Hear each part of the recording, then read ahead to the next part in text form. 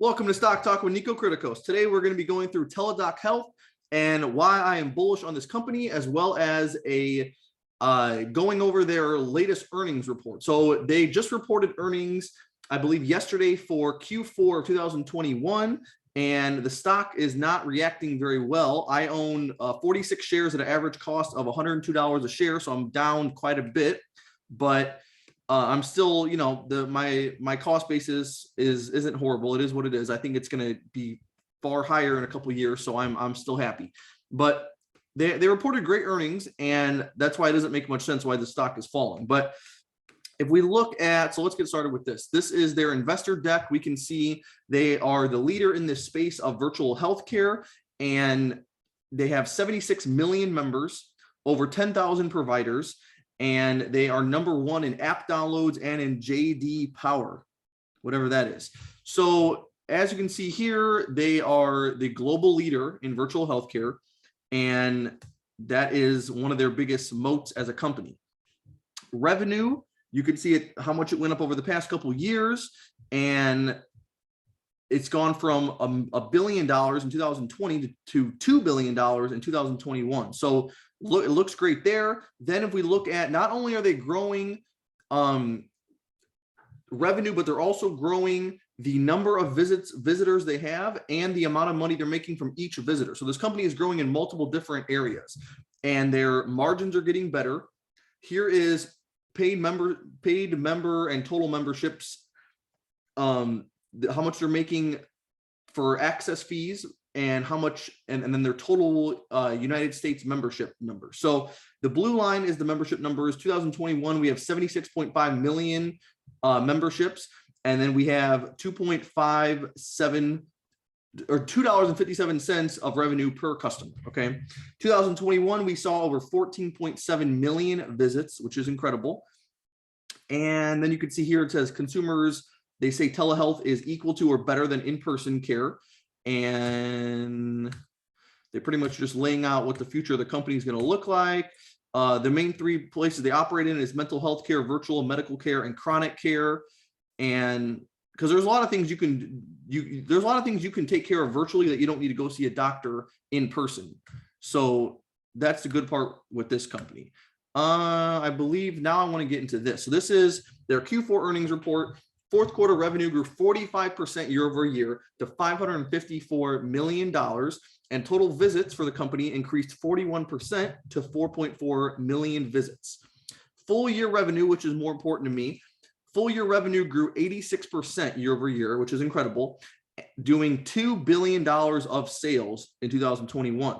The total number of visits increased 38% to 15 million.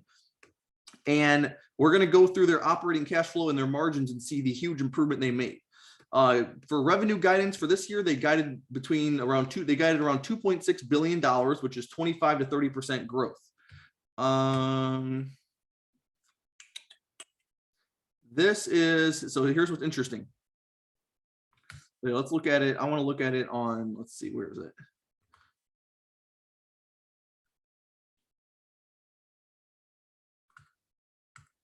Let's go right here. Okay, so here's revenue. Okay, 2020 revenue, 383 million. Oh, that's for the quarter. So we know $1 billion to $2 billion over the past year. They doubled their revenue. Then if we go to, this is stock-based compensation, that also decreased. That's a good sign. Less expenses. And see here we have, so here's their net loss. For 2020, it was 485 million. 2021, it was 428 million. So the net loss is improving. Margins are getting better. And then, where is it? Here's their balance sheet. Slight improvement in the balance sheet. Equity went from 15.8 billion last year to now 16 billion. So slight improvement there, but this is a growing company, so I'm not expecting too much. And then where is their margin? So here we go. Okay, here's EBITDA. EBITDA was negative 436 million 2020. This past year, negative 61 million. Huge improvement there. And this pretty much goes through the different ways they make money. As you can see, revenue is increasing. The number of customers is increasing, number of visits, everything's increasing. And I believe, let's go back to, where is it? No, that's guidance. Where is, trying to see where they point out the margins. There's year-over-year growth. Here's visits. You can see visits for the year, 8 million visits 2020 over 11 million visits in 2021. And that's just for the United States. So total visits went from 11 million to 15 million. Okay, 38% growth right there.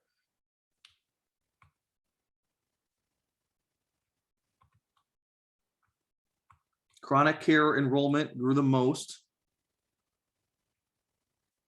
And let's see, where is the part I'm looking for? So that net loss improved. That's stock-based compensation.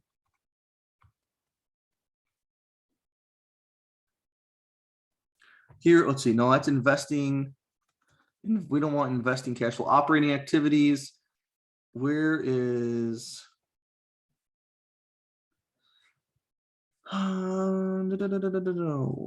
okay, here we go. This is what I want. Here's operating cash flow. Net cash provided by in operating activities. 2020, negative 53 million. This past year, 193 million. Positive operating cash flow. That's a good sign. That's what we want. Net cash used in investing activities. Investing expenses were down huge. Okay. So last year, as you can look at 2020, they spent $228 million on 2022 notes or repurchasing. And look at all this year, they didn't do any of that because they had all those notes taken out of the way. Cash at the end of the period, 2020 was 733 million. Now they just ended with 893 billion. That's, no, is that million or billion? That's million. That's million. 883 million of cash and cash equivalents.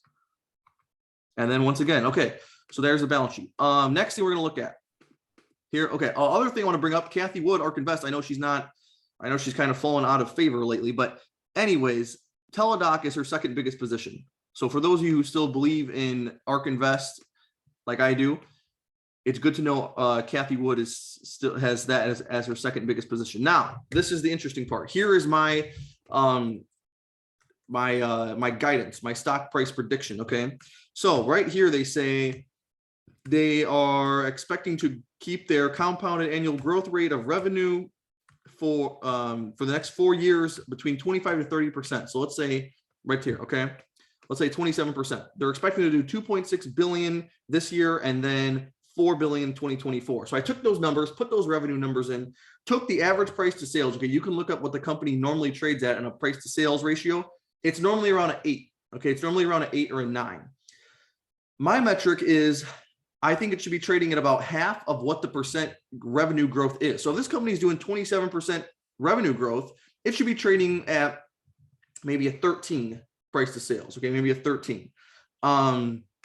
Right now it's at a 5. So it's super undervalued, I think. And so we have revenue, price to sales, market cap. This is what the share price was. Ended 2021 around $90 a share. I believe when they do 2.6 billion in revenue this year, I think this price to sales is going to come up from a 5 to an 8 by the end of the year. Okay, and keep in mind an 8 is still undervalued. I think around a 10 to a 12 is more where it should be and where it will get to in the future. But let's just say it makes its way up to an 8. The market cap will then be $21 billion. The share price will be 134. Okay, that's by the end of this year.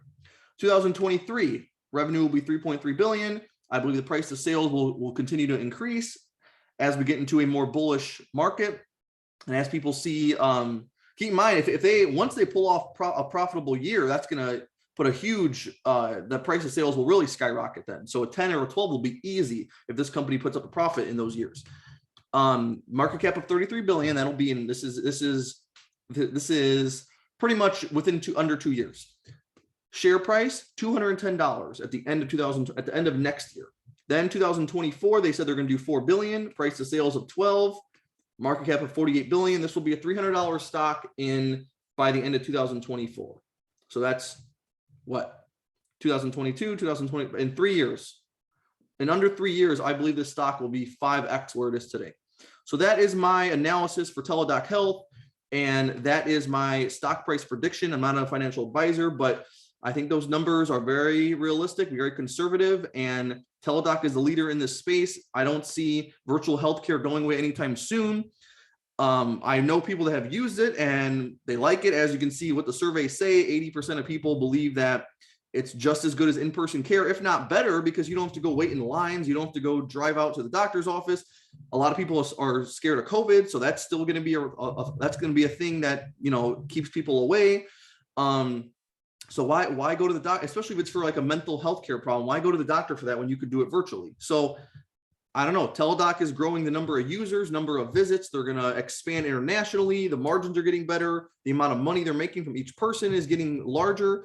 And they're the number one person in this business. And as I said in my last video about Teladoc, was they bought Livongo last year for $18 billion. The company is right now is trading at under a $10 billion valuation. So that just goes to show you, if they paid that much for that company, that means that goes to show you how much undervalued we are right now, sitting at a $10 billion market cap. So that's all I have to say about Teladoc Health. And yeah, I see this stock being a $300 stock within the next 3 years.